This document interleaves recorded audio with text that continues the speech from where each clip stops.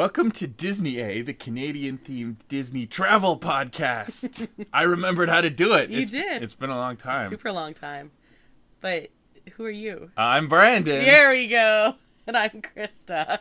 Thank you for pointing. I was really worried there for a minute. You were worried? Yeah. I don't know. Out of practice. Yes, you remember how to do it. Off the top of your head and everything. We're back.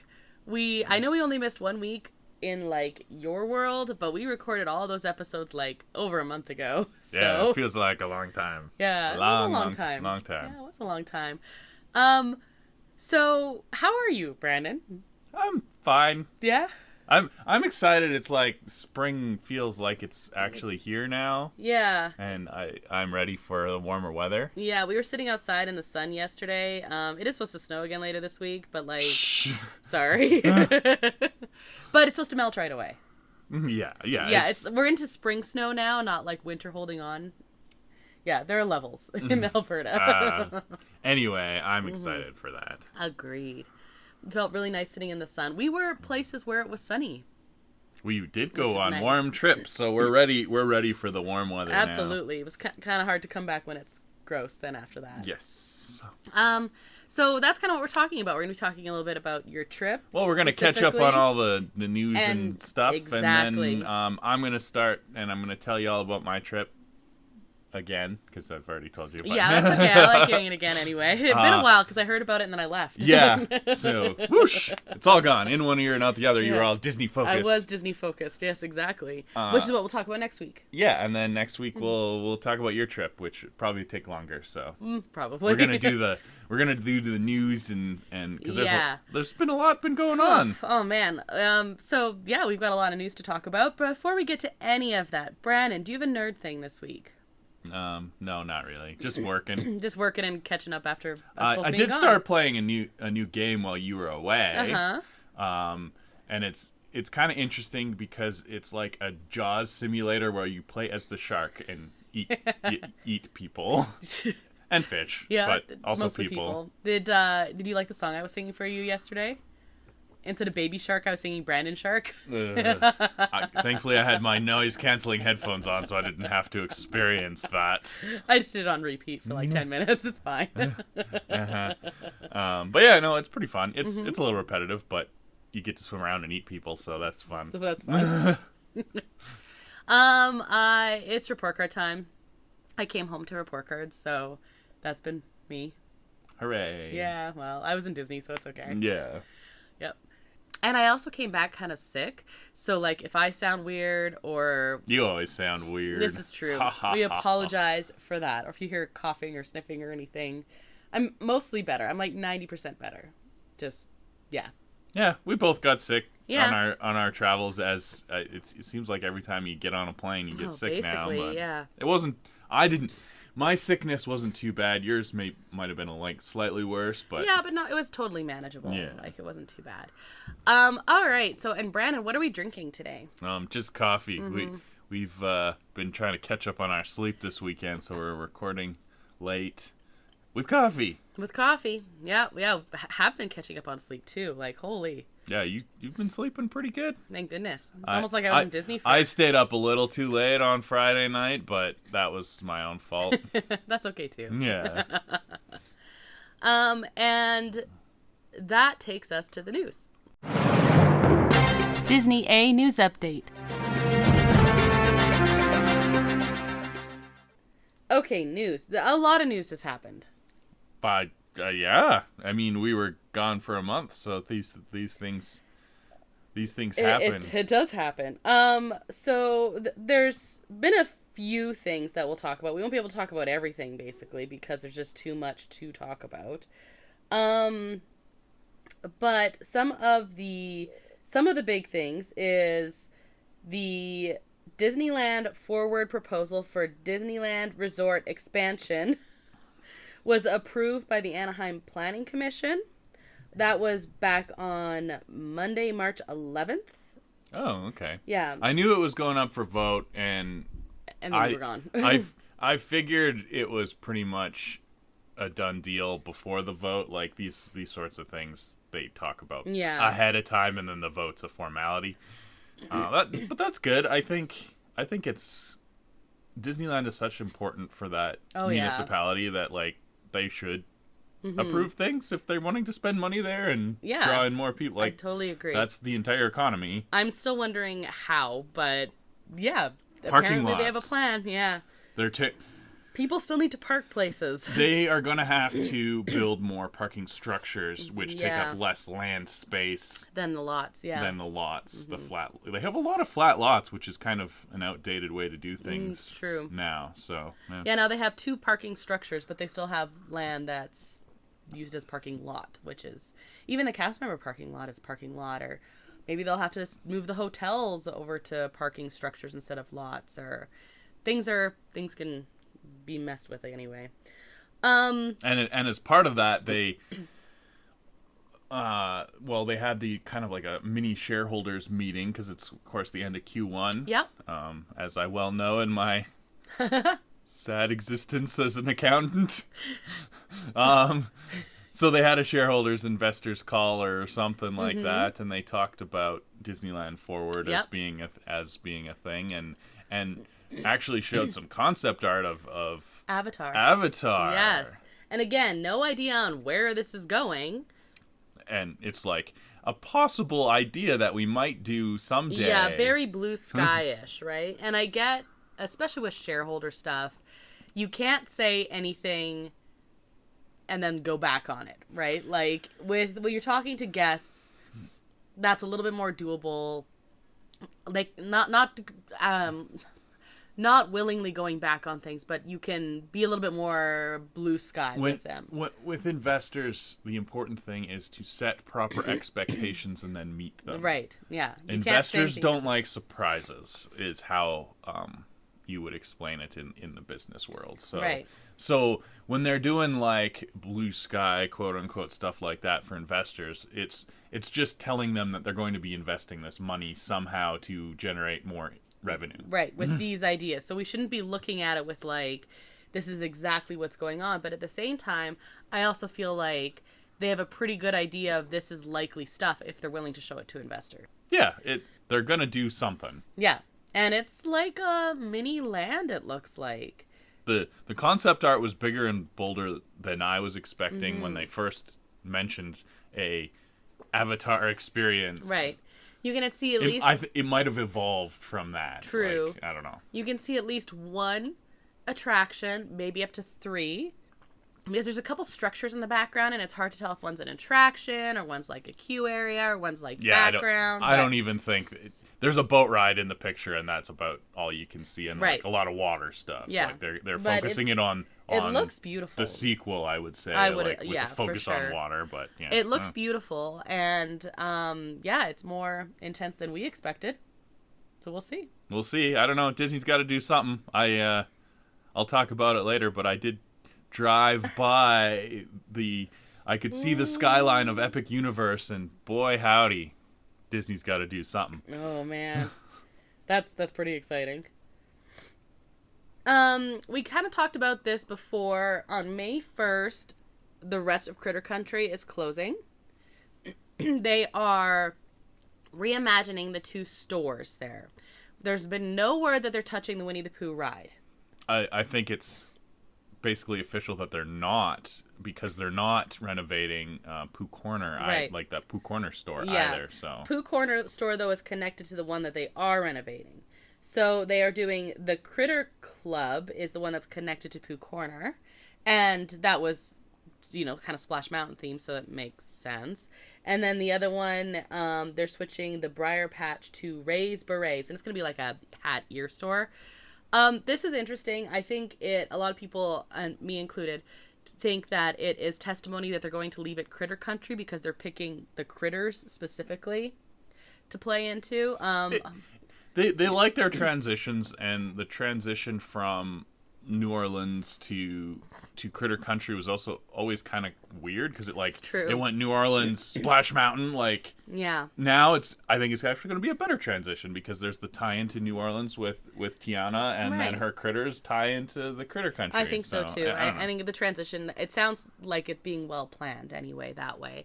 And one little note I really do like, they showed the storefront plans for Ray's Berets, which is the one that was in the Briar Patch store originally, and it is done in the Splash Mountain lettering, which is like a nice little nod that I really like. And I love and stuff like that. That's Ray the Firefly, not Ray the Jedi. Correct. Different spelling. I know, but you can't hear spelling. It's, I don't know. It's just funny to me. This is very true. We're going to kind of skip past all the merch stuff that came out, and they also had new stuff. Speaking of Tiana's Bayou Adventure, of course, they're introducing the critters, and they will have merch associated with them, because of course they will. Another reason that they're going to focus on the critters, because they're cute little animals. Because cute animals sell lots of merch. There's a turtle playing a harmonica, and right away I'm like, oh, that's cute. So, like... Oh, they're all playing instruments. Yeah. They're like a band. Yeah. Oh, the bunny rabbit is playing a washboard, except it's a license plate. That's cute. The raccoon is playing, it's supposed to be an accordion, but it looks like one of the paper streamer kind of things. Like, it's all found stuff. I still like the turtle playing the harmonica.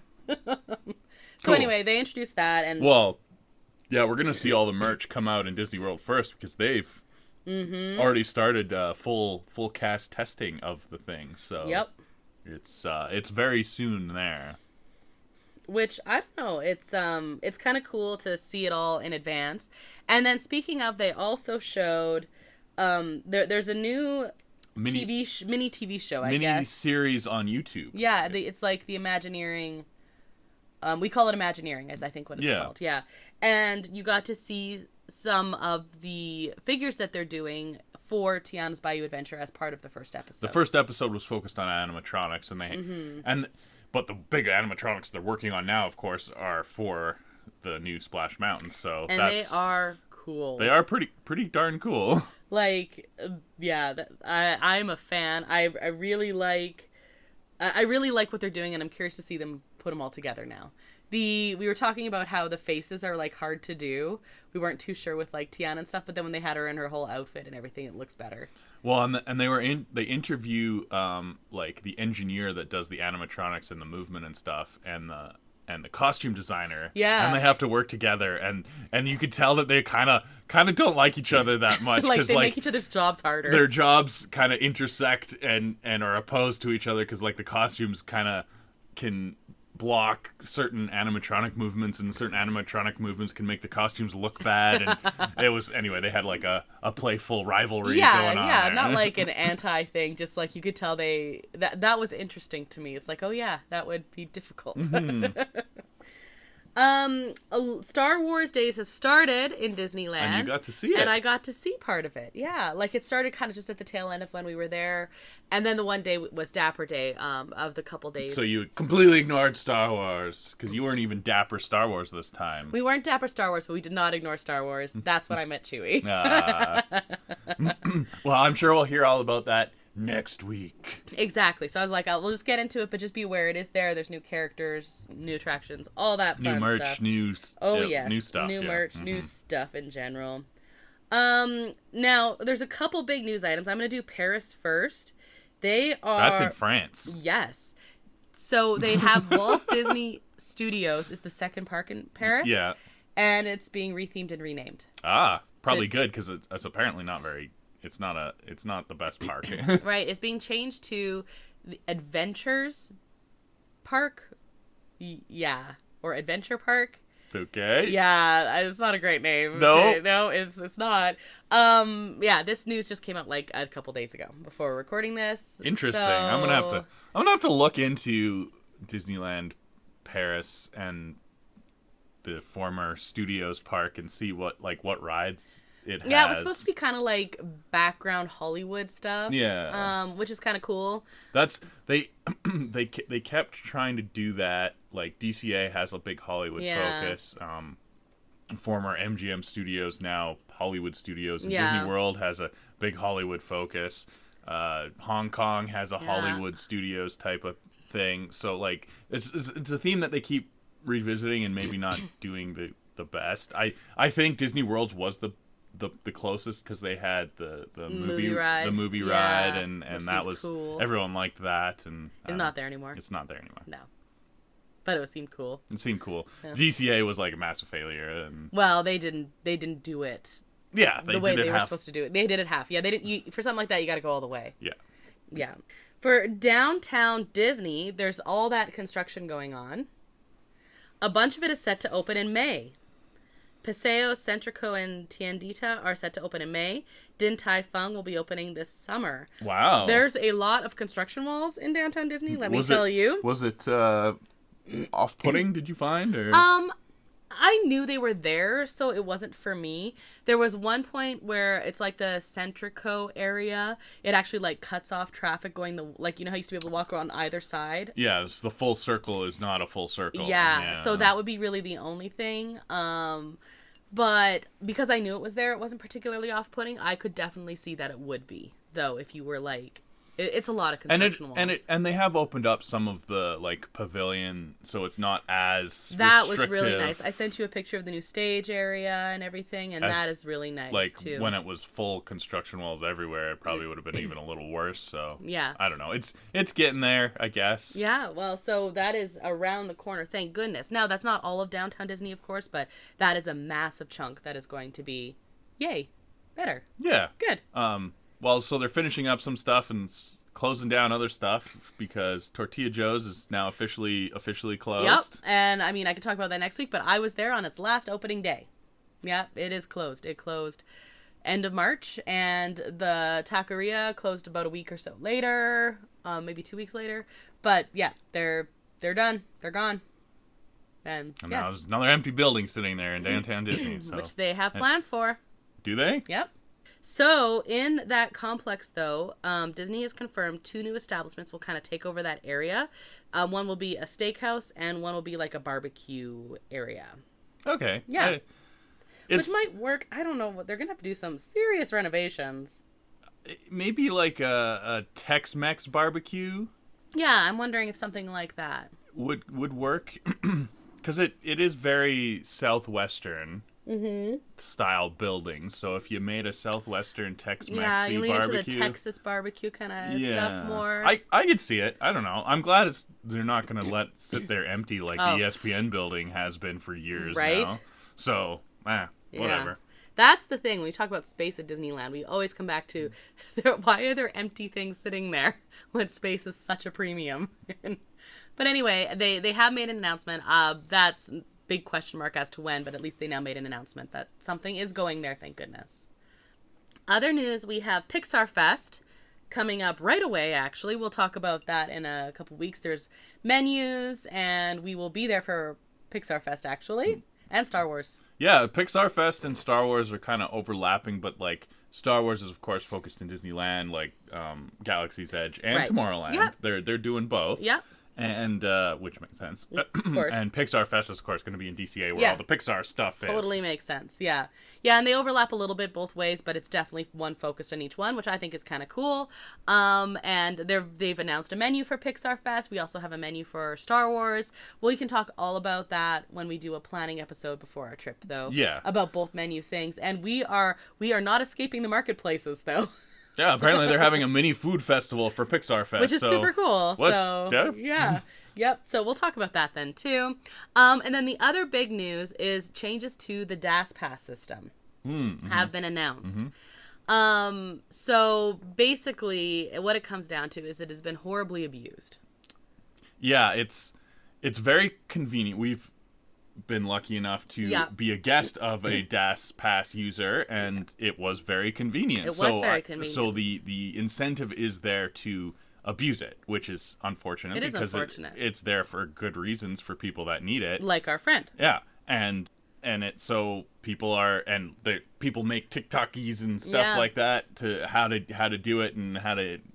It's basically a free Genie Plus, but even better because like you get in quicker and you can use it on the same ride multiple times. And you can do it to other rides, and you can do it to rides that don't even have a Genie Plus on. We used it for Peter Pan. We used it on the Jungle Cruise even. That's right. Like, things like that. Yep. And so I can see why people are abusing it. It's very unfortunate, and I can see why Disney's cracking down because that's lost revenue for them as well. It is, and it's unfortunate because to this point it's kind of been they've had good faith in people doing it, and now people have screwed that up, and that sucks for people who actually legitimately need it.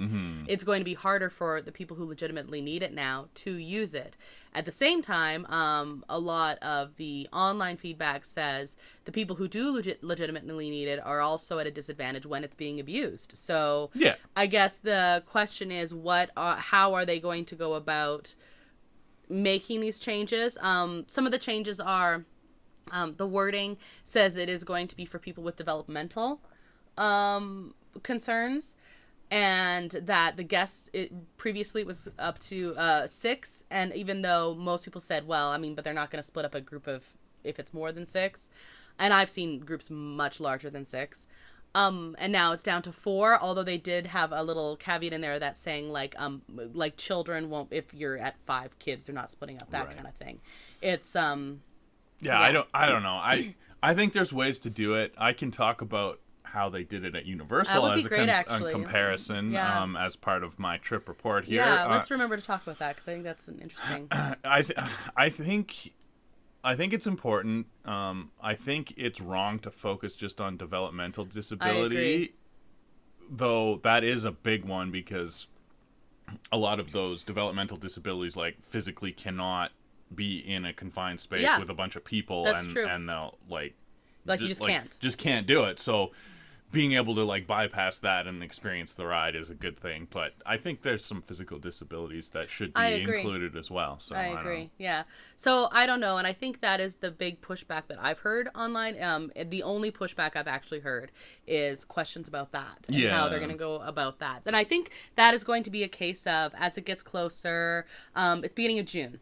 We'll see what happens. Yeah, they're basically what they're doing is they're kicking off everyone that has been approved as a DAS pass holder, and everybody has to restart from square one. So we'll find out how it goes. I guess we will. We'll see if our friend is gonna do it or not. Well, he doesn't have a pass. He's not a key holder anymore, so he hasn't been to Disney for a few. When he goes back, then we'll see. Yeah.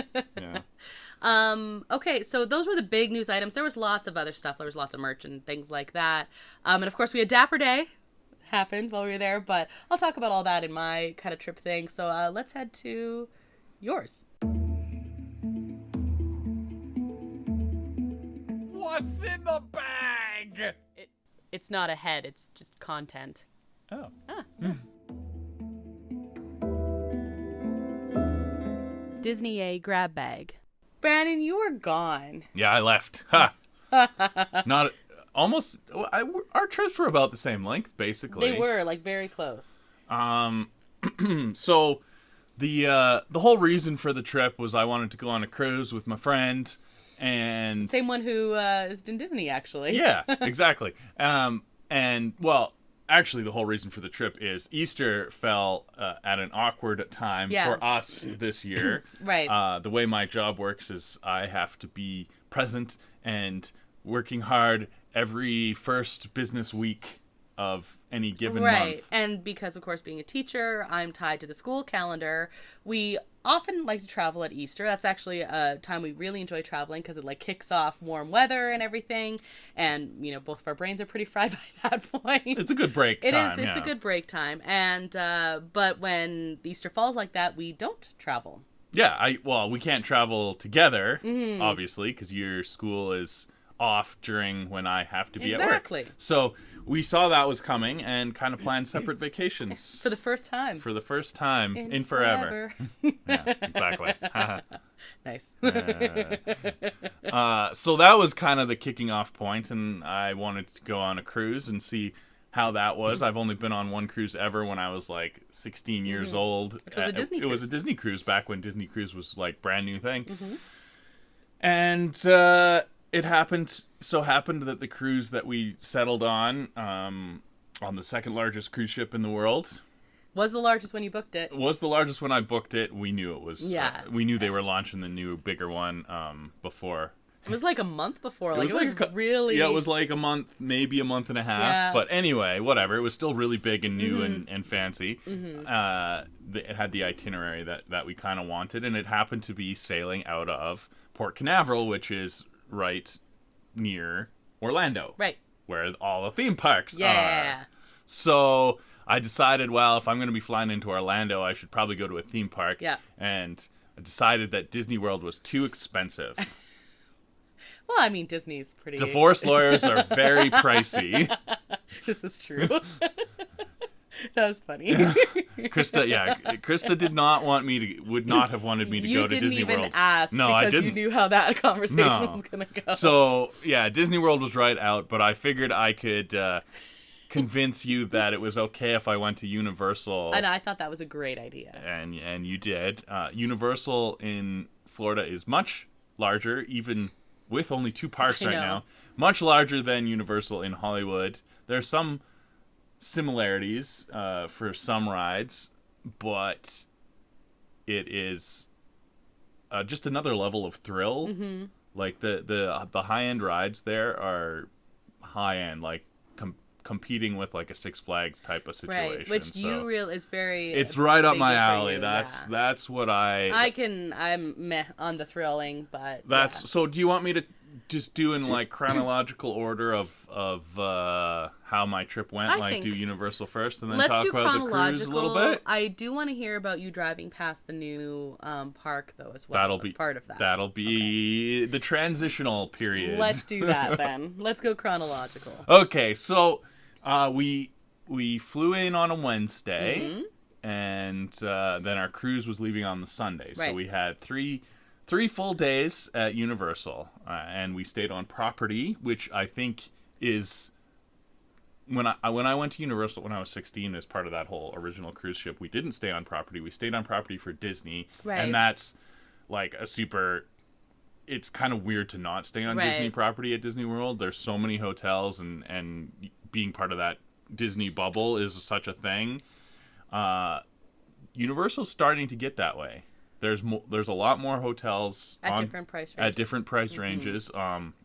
We stayed at like the low end one. It was called Dockside Endless Summer. Okay. There's 2 Endless Summers. They're kind of right across the street from each other. They're both huge, mm-hmm. Like mega resorts, but they're a lot nicer than I was expecting for being like the bottom of the. Mm-hmm.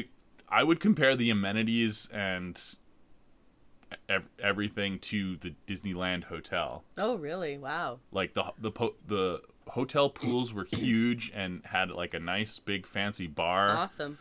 At each of them, so there was 2 pools at the Dockside Endless Summer. I don't know what was at the other one because I didn't go, and I don't even know if you're allowed to go. Whatever, it doesn't matter. It's across the street. It's not like super easy to get there. Like a big street, right?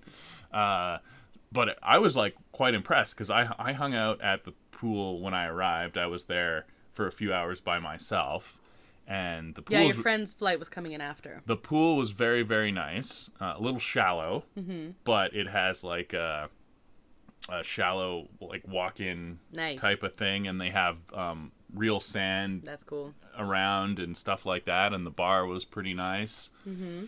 And the room was nice. And the shuttle service, there's a shuttle directly to the parks, and that worked out quite well.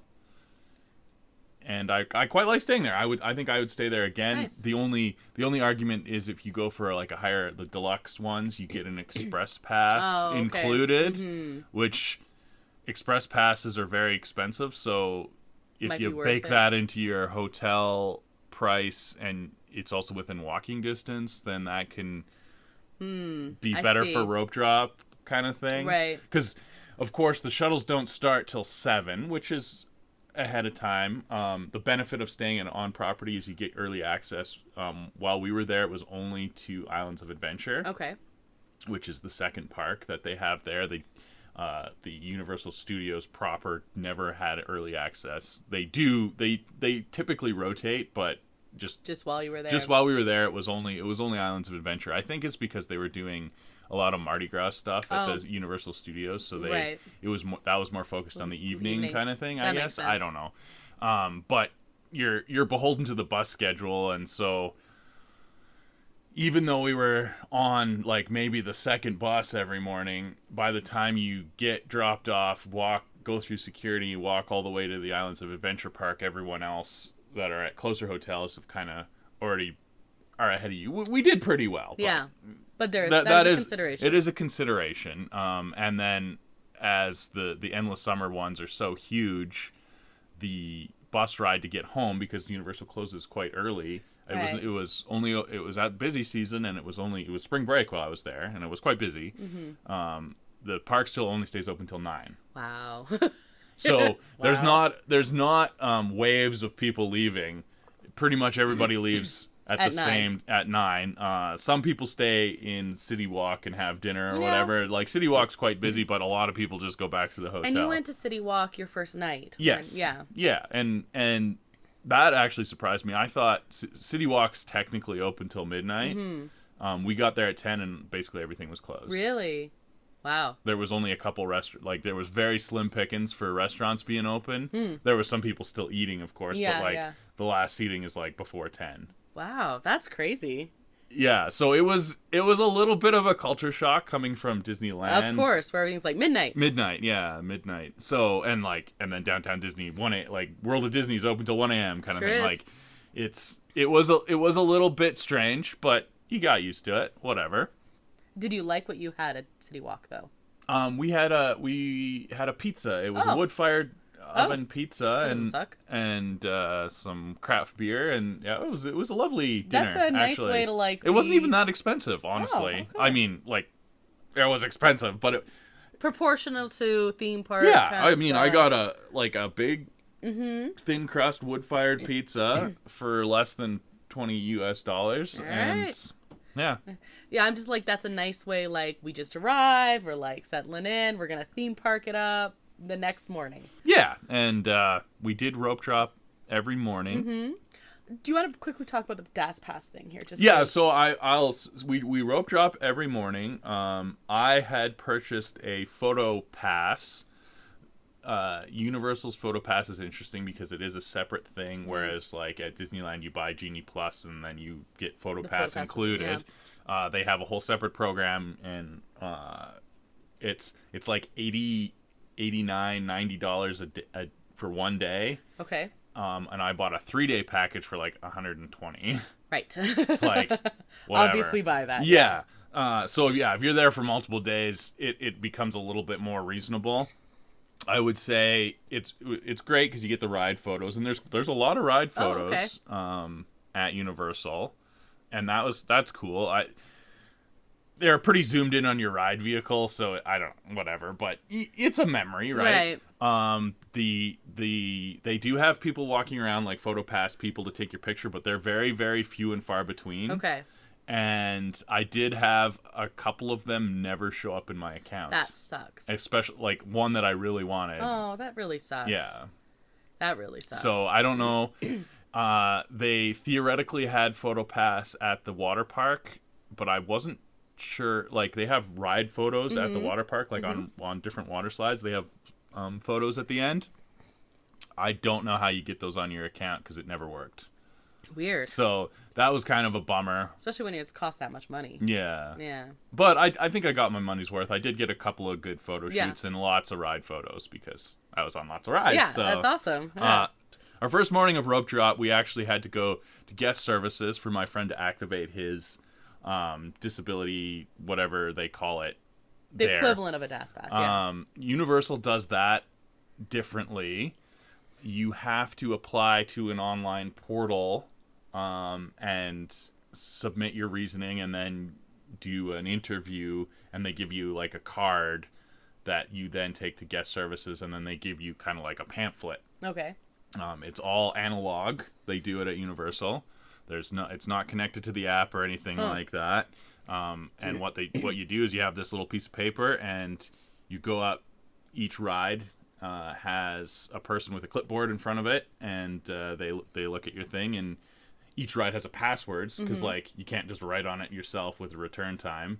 They give you a return time with the right password, and it's basically the standby waiting time less 20 minutes or something is what your return time is. So you save a little bit of time, and then you end up going in through the Express Pass entrance if that ride has an Express Pass entrance, because it works on everything, which was really nice because the most popular ride at Islands of Adventure is Hagrid's roller coaster, Okay. the motorcycle The motorbike. roller, and that does not have express pass. That's weird that it doesn't have express It's pass. because it's the newest ride. Oh, okay. It will have express pass. I'm probably. sure it will. Yeah, it looks like it's set up to be able to have it because they had a whole like where we walked through was basically an entire lane that was not being used or whatever, right? And then there's like a little back door. Yeah.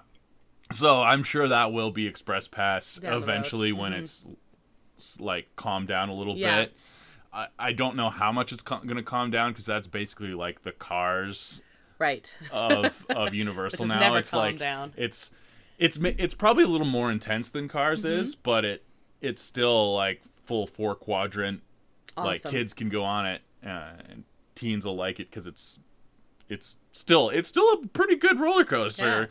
Yeah. But there's some dark ride bits to it and things like that. That's the part I would be most excited to ride, of course. Yeah.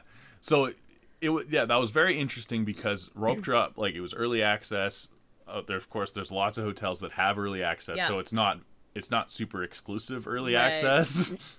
Everyone beelines it for Hagrid's. Like it is the Cars. Yeah. It was already up to 90, like when we were picking up our stuff that first morning, so we were delayed a little bit. Like I got my photo pass figured out and he got his but still pamphlet. During early access. It was maybe 8:20, 8:30. Early access starts at 8. You're there for an hour. The park actually opens at 9. It was already 90 minutes line. Jeez. That's crazy. For Hagrid. So, and everything else that's open, not very much is open for early access either. Everything else is open, still like basically a walk on because everyone's in line for Hagrid's already. Wow. So thank goodness you were able to use this. Thank goodness. Yeah. Well, we did Hagrid's once a day when we were there. So wow. It worked out. Yeah. Now you did not beeline to Hagrid's. Well, we did, because we beelined to Hagrid's and got a return time. Oh, yeah, okay. that was the benefit of doing that, yeah. And then, but also Islands Adventure is broken up into the different islands. They have a Superhero Island, and that's all done like comic book style. Right. It's all Marvel themed, but it's comic book Marvel, like animated and comic book style, so it's not really MCU. They do have a little bit of MCU merch, kind of, but it's you got to be careful with that stuff. Yeah, I mean they don't want to be advertising for their competitors anyways, yeah, right? Exactly. That's but yeah, so it's very comic book. It actually works out that way to kind of differentiate it. They have the Dr. Seuss. There's the kiddie area there. It's all Dr. Seuss themed. There's some Dr. Seuss rides and the characters come out, like I saw Thing 1 and Thing 2 and the Grinch was out too and stuff like that. I don't know, pretty good. I did eat green eggs and ham poutine there. That was nice. What other lands do they have? They have like a kind of like myth Greek land, but that's basically on its way out. The only thing there anymore is the Mythos restaurant. Right. They used to have a Sinbad style show, I think it was. Okay. That whole area is where the show building is still there. And it looks really cool. Like it's like kind of ancient Greek ruins type of thing, but there's nothing there. Okay. Which is weird. And then like the Dueling Dragons roller coaster used to be part of that land. Okay. But you liked before. That was when I went, that was like my favorite roller coaster. They, of course, took that out to build Hogsmeade now. Right. Now Hogsmeade kind of takes over that whole area. And so they're going to have to do something about the Greek, the myth area. It's off-putting? Well, it's not off-putting, but it's kind of a waste, right? Like they have to, I don't know, either expand Harry Potter Town or do something else. Like, I don't know. It's weird. And then the other big land that I can remember is Jurassic Park, which I really liked. They have a small kids area with like small kids, couple kids rides. They have a meet and greet with like the raptors. Cool. They have the original River Adventure. Oh, so cool. That's still in existence. The one that they renovated in Hollywood. That's now Jurassic World. No, they have the original, which is better. I think it's probably better. Yeah. I like the gates. That's the only thing. I like the gates. Well, and then they have the actual gates as you're walking into the land. And I have some pretty cool pictures of myself in front of the gates. I posted one. Yeah, that's really cool. And like the John Williams score hits you right in the face, and it's just like, yes. But the biggest attraction that I was most looking forward to in the trip is in Jurassic Park Land. They built a new coaster. It was shortly after COVID, I think it finished. Like, I don't know. Time has no meaning, whatever. But the Velocicoaster. Yeah. And it is a coaster with a capital C. It is huge. It dominates the skyline like, you can see it basically from everywhere in the park. It looks terrifying. And it is amazing. It is like you can't. No, they can't see your face right now doing the happy smile. It's so good. It's so good. So it is a launch coaster. There's actually 2 launches. It launches you at the beginning, and then it really launches you like halfway through. Oh man. And it actually only goes upside down twice, I think. I don't know. But it has some really, really fun elements. The second launch launches you up a 155-foot tower at 70 miles an hour, and then you basically go straight back down and continue going through all the rest of the coaster. It's quite a long ride, actually. I think it probably approaches 2 minutes, which is quite long for a roller coaster. Yeah. And it just feels awesome. Oh man, so good. You rode it how many times? 8. I think we hit 8. 8 in 3 days. Because everyone was trapped on Hagrid's. So if you have early access and you don't care about Hagrid's, you could probably ride Velocicoaster 3 times in the first hour. That's crazy. And then as the day goes on, it becomes like a 2-hour lineup. Right. 2-hour plus lineup. It was spring break. Very busy. The queue itself of that thing is very cool. Yeah, you showed me a walkthrough, and I said I'd actually like to go in the queue and then take the chicken X. They have some animatronics, and they have some good Easter eggs in the displays and stuff like that, and the intro videos along the way are very well themed. You got Mr. DNA and the evil doctor guy talking to you, and then some of the Jurassic World people are telling you about the ride, because it's all in universe. Like, they've built this roller coaster in Jurassic World is the idea, and I don't know, it works. It's an A+ ride for me. Yeah. Best ride you've ever been on? Oh, by far. Wow, that's really cool. By far, yeah. Like, just even if it was just a roller coaster, like off in a field, whatever, it would be like top notch. But like, the theming adds to it. I think it's cool. And they did well with the theming. Yeah, which I think is hard in a roller coaster. It is. Yeah. So that's Universal Islands of Adventure. Right. And then they have a whole nother park, which is the Studios version, and they kind of try to recreate like a studio backlot feeling. It's fake. It's not like Universal Studios in Hollywood, which is an actual working studio. So they don't have a tram tour. What they do have is several rides that mimic those sections of the tram tour. Like, they have a Fast and the Furious ride. Okay. And what it is you get loaded onto party buses, which look suspiciously like trams, and then you go through the little video thing just like on the tram tour. That sounds terrible. It's a little it's not great, but if you embrace the cheesiness, it's actually better than the tram tour section of Fast and the Furious. I don't know. The pre-show and stuff is pretty good. Like, you walk through their garage and stuff, and you see lots of cool cars, and there's some interesting pre-show moments with actual cast members interacting with videos, which I always and they kind of play up the cheese factor and make jokes and stuff, and I like that sort of thing. Right.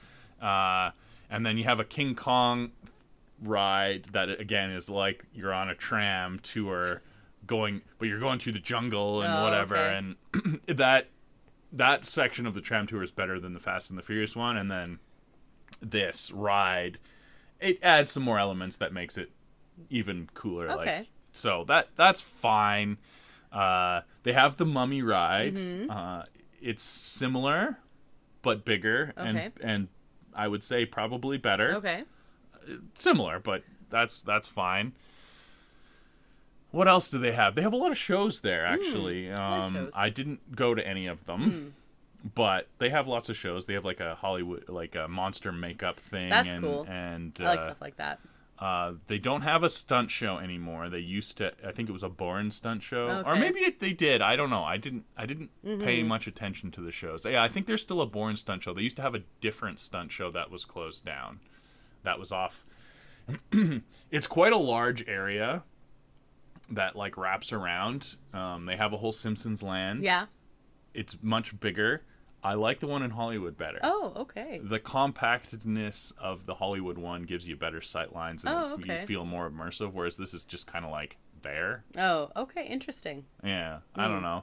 And then like tucked away in the back corner, they have it's supposed to be like a World's Fair pavilion that the Men in Black ride is in. Oh, okay. And it's really tucked away because there's like everything else that used to be around it is not open anymore. So it's kind of weird that way, but it almost lends itself to the theming of like this abandoned expo cool. that then they're using for the training for Men in Black. Yeah. That ride is pretty cool, actually. Like, it's definitely showing its age, but it's a good it's a good little shooty ride. I like it better than Astro Blasters or whatever. So whatever. That's fine. What else do they have there? It was Mardi Gras when we were there, so they had lots of food booths set up, and then as you got closer, like they had a parade at 7:30 every night. But before the parade, a lot of the people in their big fancy Mardi Gras costumes would come out and like interact with guests and stuff like that. Throw beads and things. So that was fun. I thought Mardi Gras was really cool. We did try some of the food. It was good, like very good. I didn't eat a ton of food at Universal, but like Universal Hollywood's food was always terrible. Yeah. Anything I had nice. In Florida was good. Nice. Like the food booths, since it's a special thing, I would expect those are probably better than typical. But I had food at the water park, and that was like excellent. Oh, so cool. I don't know. That's good. Yeah, I don't know. What else do they have that I enjoyed? Well, I really like the Mummy. That was probably my second. Oh, really? Okay. Second favorite. Just I was gonna ask. It's like a nice, easy ride and like really enjoyable. You were really disappointed in the Minions thing. Yeah, so they're one of the new rides at that place. They have like a Minions area now because they have like the Minions Mayhem ride, which is the same. I didn't actually even go on it, but I'm pretty sure it's exactly the same as the one in Hollywood. They have a new ride which is like based on the Minions 2 movie where they go to Villain Con. Right.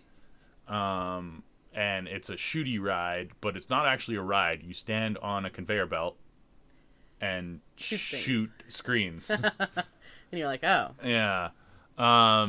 Didn't care for that at all. No, it was... I like shooty rides, and they don't have to be like...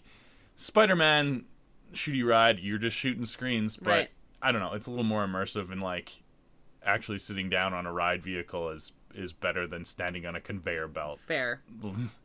You're standing and walking around all day. I want to sit down on the ride kind of thing. Like, I don't know, whatever. I get it. So that's fine. They do have quite a few meet and greets in that area. Like I saw the orphans that grew the girls. They they were out quite a bit and stuff like that. I'm sure Gru was out every once in a while. Kids would like and it. Minions, of course. Of course.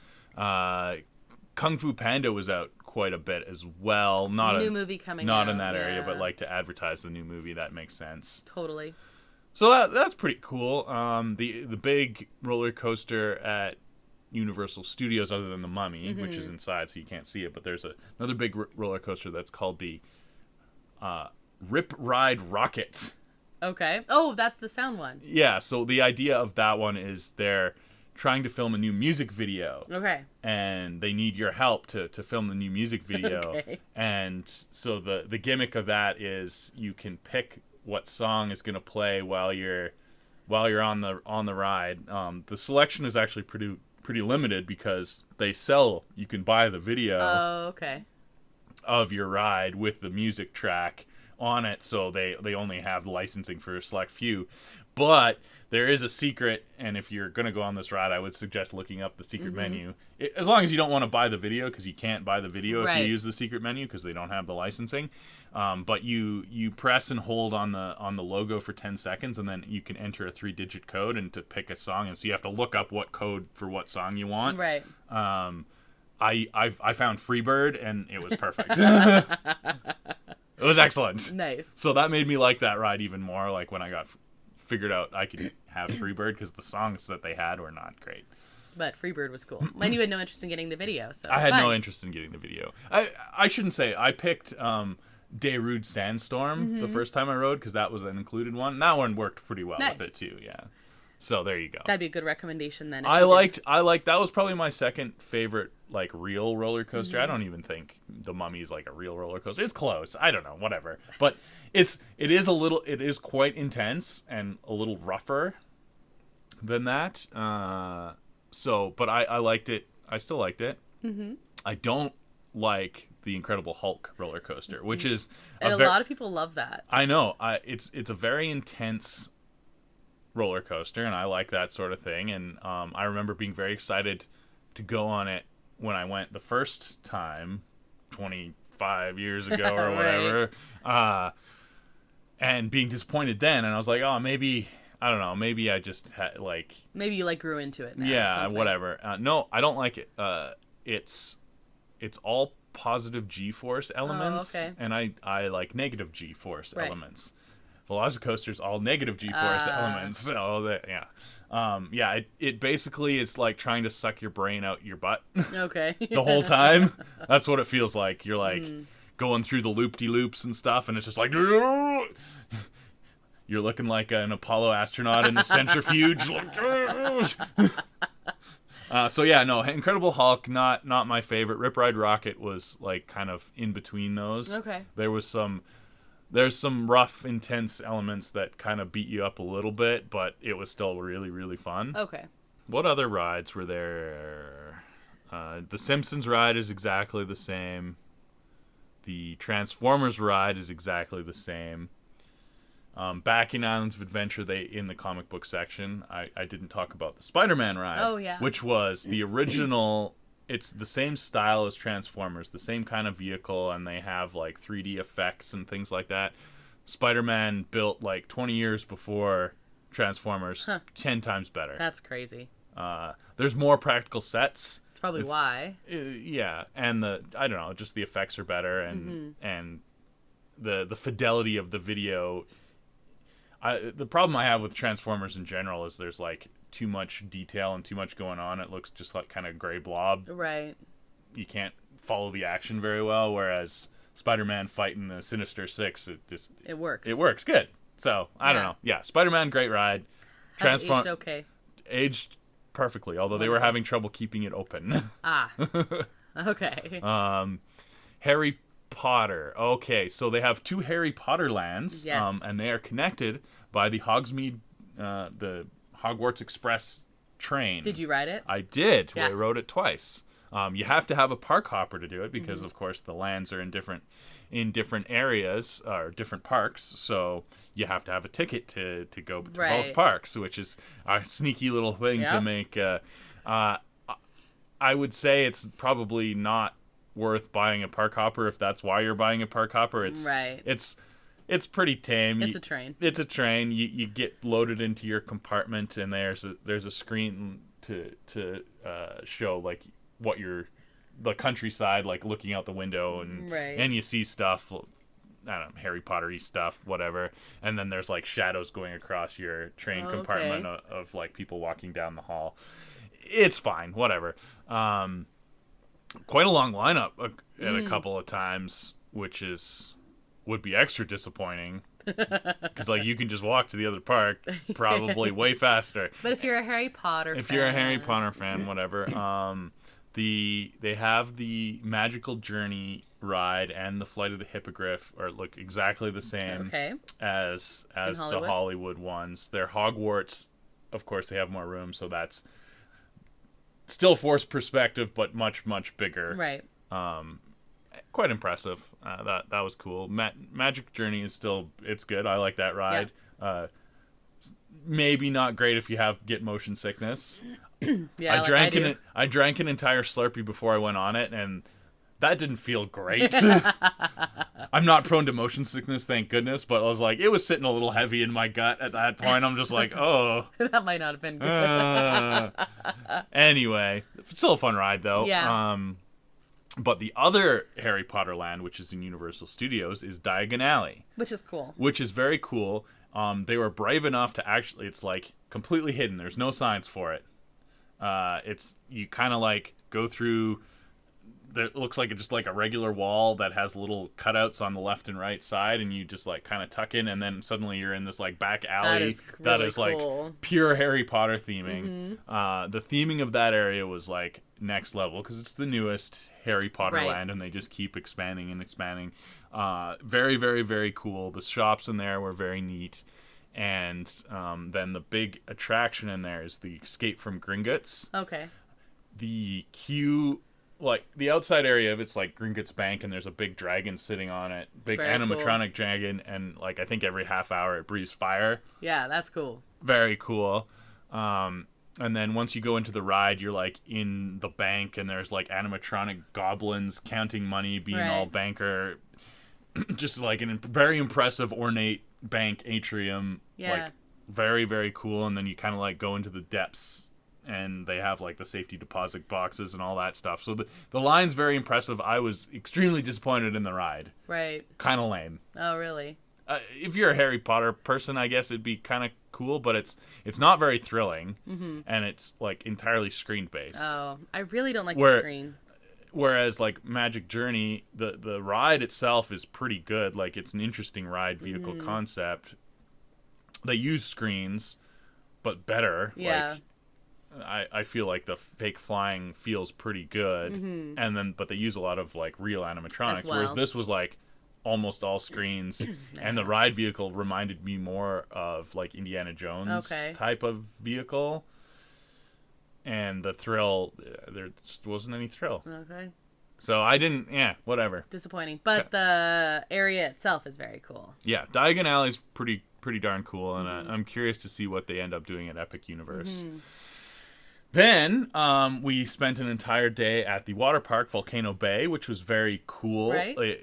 An excellent water park. It was quite busy, which, I mean, it was spring break, so that is what it is. But there's a lot of good water slides there. I got to go on my first water coaster, which is that's the newest thing. On the Disney cruise ships, they have like the Aqueduct and the Aqua Mouse. It's like that. Okay.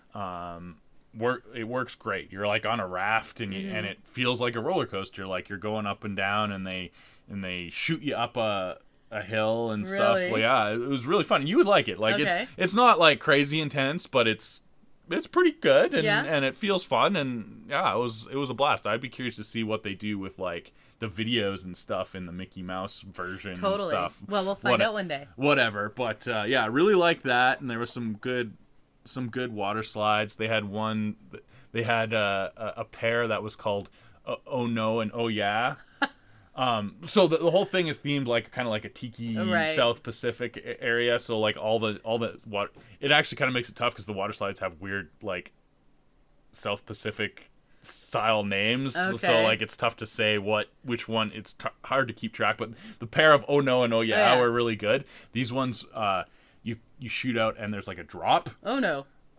So like the Oh Yeah was like a 3-foot drop, and the Oh No was like a 7-foot drop or something like that. So like you would been fine. It wasn't that it wasn't that bad. I don't believe you. But like and you just shoot out and kind of sploosh down into the pool.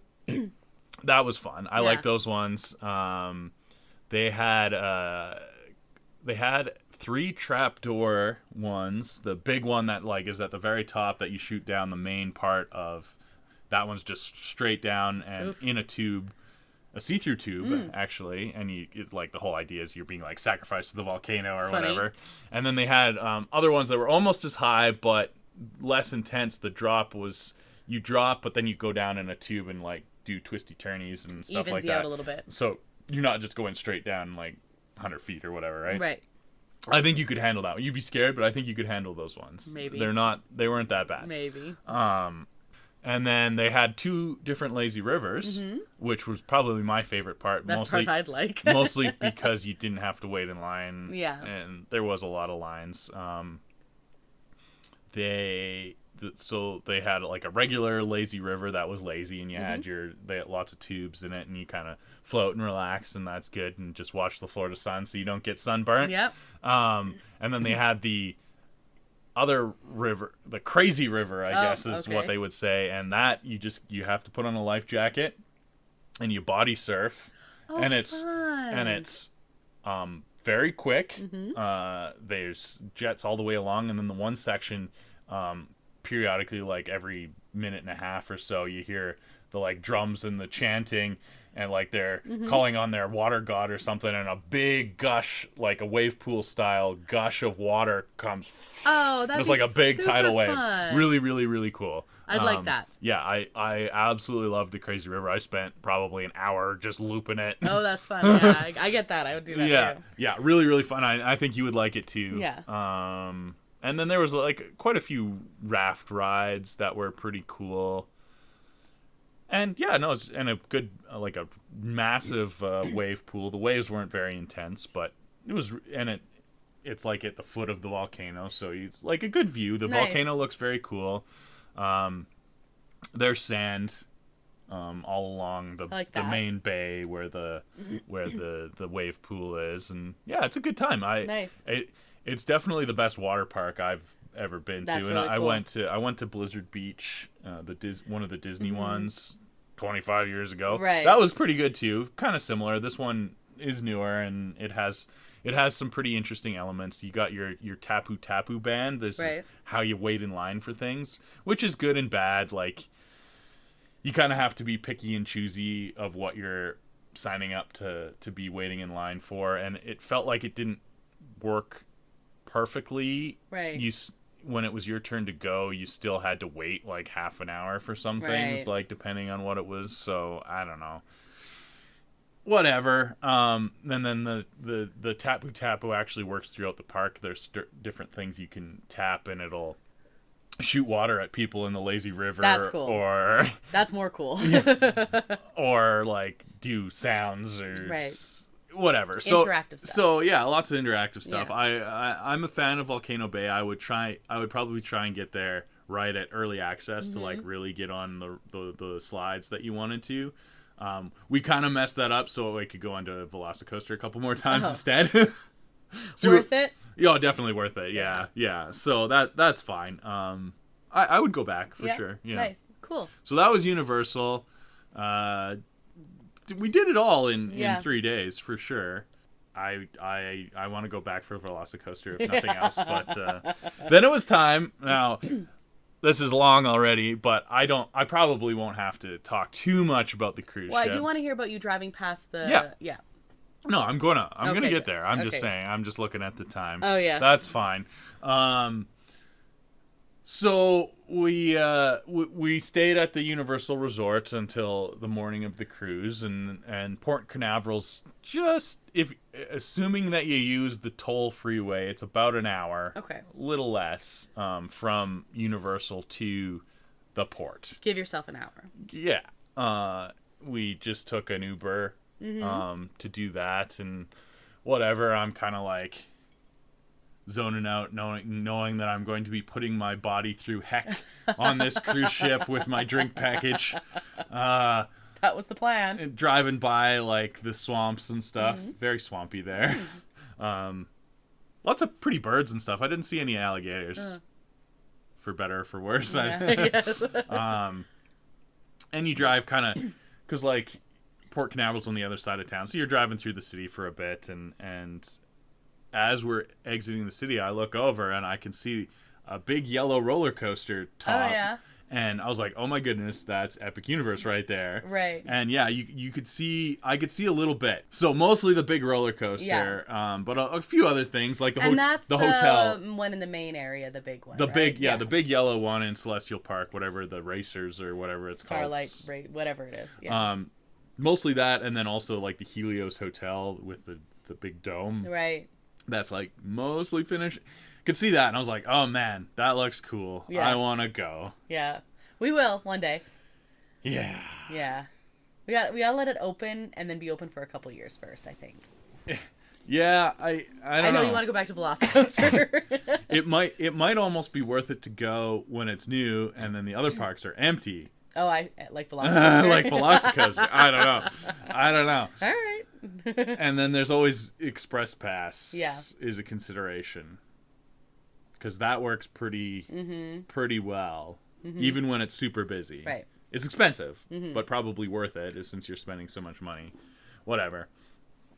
So yeah, the Uber to Port Canaveral worked out pretty well. It is, I can see why people don't love Port Canaveral because it is farther away from the airport than a lot of cruise ports would be. Right. So I don't know.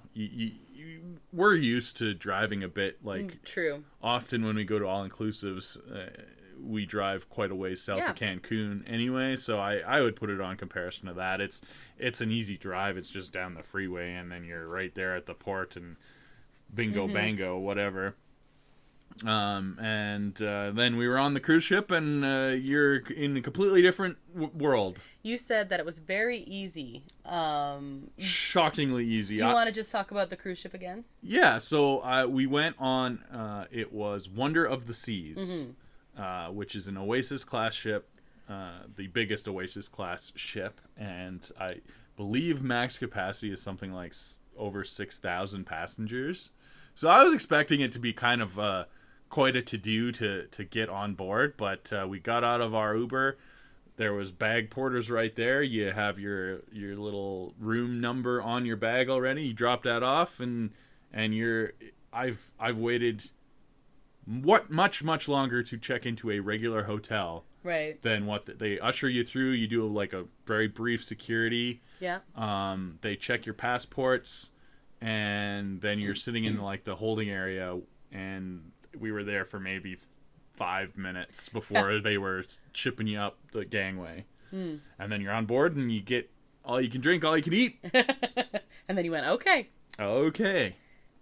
You booked your dining and... Yeah, so I had a drink package. I keep saying that. I made use of that. What was the focus of your trip, Brandon? Yeah. And a dining package. So there is a lot of specialty restaurants, like your main buffet and your main dining room, and some other quick service places for lunch and like midnight pizza and stuff. That's all included with your regular fare.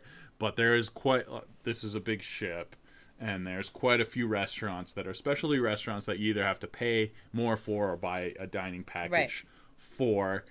And I wanted to try some of them, so I just got a dining package so I could enjoy it without worrying about it. And I would say that's probably worth it. It's tough. I can't compare. I didn't go to the main dining room. I think the food there is probably good. But if you're like really into food. But if you're really into food, especially seafood. Right. The sushi restaurant, we became like kind of minor celebrities there because we went every day. With an unlimited dining package, you can have 2 dinners. Yeah, you found that out. Yeah, so we would go for sushi and sake as like an appetizer every day, and then go to another restaurant with our main reservation, and that got us into trouble a couple of times, just being like really full. Yeah. But it was worth it. Worth it because you got all the sushi and sake. Yes. The one time we went, we had a different waiter, and our regular waiter walked by our table and saw we had a small bottle of sake, and he's like, oh, no. And 2 minutes later, he comes back, big bottle of sake. Oh, no. Oh, no. Drank a lot of sake. Apparently. But the highlights for the restaurants was probably, well, obviously the sushi that we went to. Really good sushi. Like, fantastic. Nice. We even got a special off the menu because we were minor celebrities there. The chef made us a special thing. Like we really? We were we had ordered and eating and whatever, and we didn't order dessert that time because we were gonna go have another meal. And instead, our waiter shows up and he's like, "Oh, this is compliments of the chef," and it was like this thing. I honestly don't even know what it was, but it was like thinly sliced fish on a little bed of rice with That's really cool. little mini jalapeno peppers on top with like some kind of awesome sauce on this fish. That's sushi, so cool. like, and it was so good. I'm like, oh my goodness. Yeah, that's amazing. And just the right amount of flavor, just a little hit of spice and whatever. Yeah, so that was fun. The seafood restaurant Hooked. If you like seafood, that is worth it in and of itself. Excellent oysters that they ran out of on the last day. Still bitter about that. But amazing lobster. If you're a lobster fan. And you're not. I'm not, but I would be if I ate there all the time. Okay. It was like just delicious, the best red Maine lobster you've ever seen. Like, that's the stuff that makes people lobster fans. Yeah. Nice.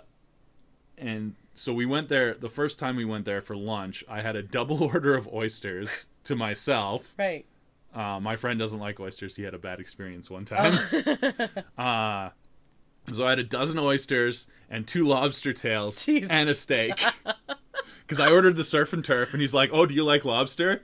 Okay, let me take care of you." And because you can order a double lobster tail, or a surf and turf, or just a lobster tail. Right. And he did he both. just added on a double lobster tail.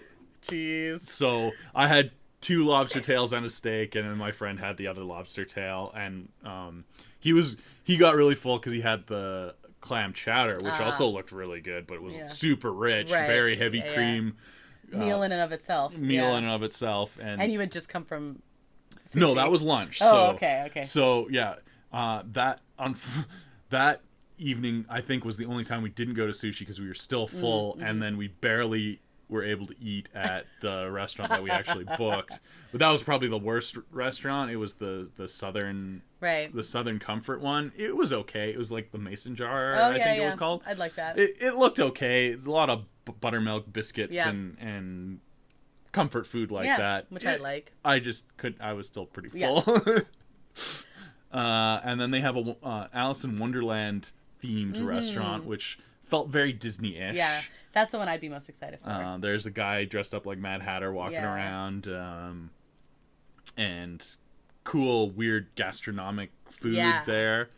That's really fun. Lots to drink, lots to eat, lots to do. Yeah. I didn't even get to do half the stuff. I didn't go surfing. Right. I didn't do the climbing wall. Sad. I didn't even do the dry slide because the day we were going to do it, it was bad weather. Oh, okay. But you did do pickleball. I did do pickleball, which is fun. You can do that anywhere though. I know, but you did it. And the shows were very good as well. Mm-hmm. So I wasn't sure what I would think of a Royal Caribbean. It is considered a family-friendly cruise line. I don't know if she's like, I wasn't there with any family. But it feels like there's something to do. I think it's family-friendly because there's something to do for everyone. Mm-hmm. If you want to sit around and drink your face off, you can absolutely do that and feel completely like you're completely enjoying it. The first night was like a super big party atmosphere, and at midnight they basically have like a New Year's party as part of your sail away. Like you have a sail away party when you're actually sailing away, but the first night they do a balloon drop at midnight. Fun. And it felt like New Year's. Cool. Like I felt like a New Year's party. Yeah. And from what I remember anyway. I was told. Yeah. And the private island was an absolute highlight. So. And you did the adults only section on the private island. I did do the adults only section, which is, they just opened that at the beginning of the year. Mm-hmm. So it's quite brand new, and it feels, everything is like in good shape, of course. Right, of but course. yeah, the adults only section was really cool. The beach is quite nice. The ocean, if you're like looking to snorkel, it's not that, because it's barely open to the ocean. It's very protected little cove, right? Man-made kind of bay area, right? But it's nice, refreshing to go in the cool ocean water after being hot, baking in the Florida and Caribbean sun. Yeah.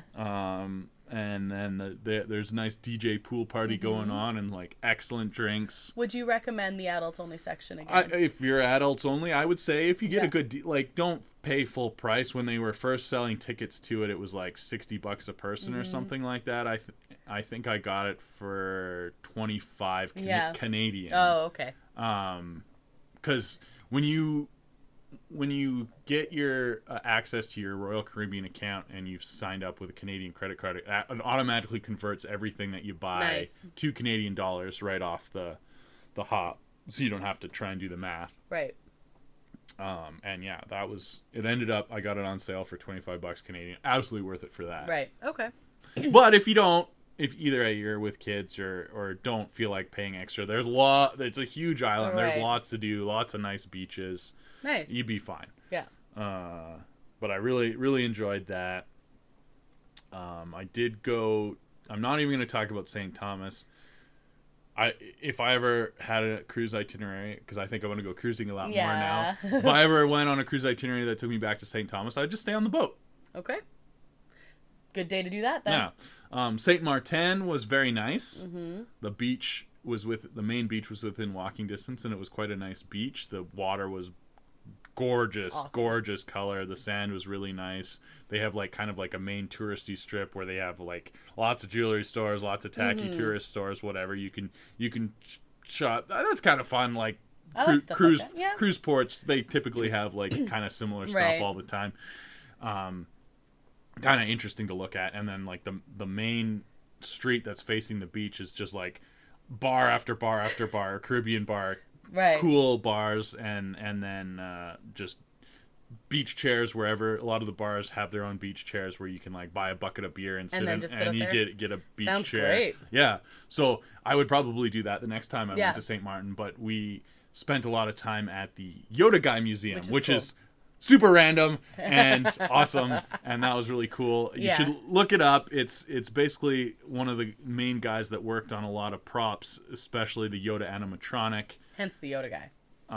For the Star Wars films, and he did a few other movies as well, and he's also just a movie buff. Like he has a movie memorabilia collection for things that he didn't work on as well, and he's turned it all into a museum in his home in Saint Martin, and now he dabbles in art, and he's like a painter and stuff. Very cool. And he sells his painting as well. That's just like a cool guy though. He's a cool guy, and he's like super friendly. He's there. He runs the museum. It's just him and his wife, and they both love to talk, and so you can like talk their ear off, and it's fascinating. That's cool. So anyway, that I highly recommend that, and Saint Martin as like kind of a fun beach thing as well. And I also recommend drinking a lot. Did you like the drink package? I made very good use of the drink package. The math works out. Like drinks on a Royal Caribbean ship are quite expensive. Most of them are. Beer is probably like $8, and then like the cocktails are $14. Right. And if you have a drink package, anything $14 or less is included. Mm-hmm. So that's why they price everything that way. Whatever. So quite expensive to buy a la carte, and the math works out that if you're paying like a regular price for the drink package, and I think I got it on a decent sale. Right. You need to do 6 drinks a day to make it worth it. Okay.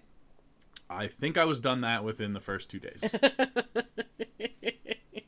You're laughing like I'm telling a joke. No, I'm not. I'm laughing because I know it's true. and that does extend to the private island. Right. So I was drinking a lot on the private island as well. Mm-hmm. It was a 7-day cruise, and we only had the 3 ports, one of them being the private island. If it was a very port-heavy cruise, it might be a little tougher. Right. If you're gone for a solid chunk of a bunch of days. Right. If you did it again, though, you would stay on the boat for one of those ports. Well, like, it all depends. But you're still, even so, you're not going to be in the port for more than 6 hours ever. So you still have your evening. You're I don't know. I like to drink, so I would say to drink package for sure. And there's lots of bars, lots of things to do, lots of live music. That's cool. I like stuff like that. Lots of stuff to do. I very, very much enjoyed the Wonder of the Seas, and I would go back on the same boat again. Yeah. Take me? I would take you and bring some seasickness Gravel. medication. I don't want to hear you complain. It was such a big ship. Like most of the time, I couldn't even feel like we were moving. Mm-hmm. We departed St. Thomas quite late in the day because we didn't get there till like that was the schedule. Right, we didn't pull in till like about noon, which was nice. You got like a pool time in the morning that day and everything, but we didn't pull until noon, and then we're supposed to leave at like 6, and I didn't even know, like, because it was dark. Right. Couldn't even tell that we had left. Okay. Like I was like, we should have left by now. Are we leaving? I guess we are. Okay. Okay. All right. That's good. Because that's the thing I'm always nervous about. Yeah, so you do get motion sick. Yeah. It was very calm seas. We actually were in the middle of a thunderstorm, but the seas weren't very rough. Okay. So, I don't know. Maybe the big ship is the key for me. Yeah. Yeah. It's a big Disney ship. The newer ones are bigger. And more expensive. Yeah. That is the way it goes. The bigger the ship, the more expensive it is. Yeah. Funnily enough. Bigger and newer. Like, yes. And like they seem to just be building them bigger all the time. Yeah. So there you go. But now you want to go on another cruise. I do. Yeah. And you want to go back to Universal. Velocicoaster. Can I just buy the Velocicoaster pass? I'll ride that 20 times in a row. Yeah. You had a great time though? I did. I think my liver has recovered. Finally. Been a few weeks. Like I said what I said. Yeah. Well, I didn't sleep. I didn't sleep a whole lot on the cruise. I was up probably till 2 a.m. Oof. or later every night. The pizza place is open 24 hours, and I think a few other things are. The bars do close. Thank goodness. Good thing. But there's a club open every night. They transform one of the little theaters into a club every night, and that's open till probably 2-ish, which is probably why I went to bed at 2 every morning. You had a good time. I had a great time. Ate good food, drank lots of drinks. Yeah, now I'm getting hungry thinking about all the food. Sushi. And well, we don't have sushi here. I'm glad you ate so much seafood and sushi. That was because I know that's something you don't have with me. That's kind of was my thought process as well. Yeah, like when we go places, I will go to sushi places, but it's never the focus. I don't eat seafood. Yeah. The seafood restaurant did have like a chicken dish or something. Which I'm always fine to go to those places. Yeah. I just don't eat it, so I know it's always kind of like weird and So I'm glad you got lots of I would be making you if we went on that ship and I had a dining package, we would be going to the seafood restaurant. Yes, totally fine, and I would have the chicken. You'd have to find something. Well, you can always go to the buffet later. I don't care. I'm getting the oysters. Most restaurants have a vegetarian option, if nothing else. I got my money's worth on the dining package on the lobster and oysters that Just day. Just that one day alone. Yeah. Because that stuff's expensive. Like, oh, yeah, for sure. So that's awesome. I think that's awesome. Do you have anything else to add for this? When's our next cruise vacation? Not for a long time. Well, that's our show this week. Thanks, Emil, who's responsible for the custom theme song you heard at the top of the show. You can find a link to his work at our website, disneya.wixsite.com/podcast. That's also where you can find a link to our social media accounts and our email. You can find us on Instagram, Facebook, and Twitter/X, whatever it's called now. You can find Disney A episodes on all of your favorite podcast streaming platforms and on our YouTube channel, Adventures A. If you've rated or reviewed our podcast, thank you. And if you haven't yet, you probably should. Algorithms. Next episode, I'm talking about my trip. Yay! Hopefully it won't be as long because we won't have as much news to talk about. No, we won't have as much news. We didn't even talk about all the MCU stuff that's going on, so... We can talk about that for news next week. Yeah. Yeah, because Yeah. Yeah, we mostly just talked park stuff. Yeah. So, I'm Krysta. I'm Brandon. And until the next adventure, TTFN, ta-ta for now. Thanks for listening to Disney A.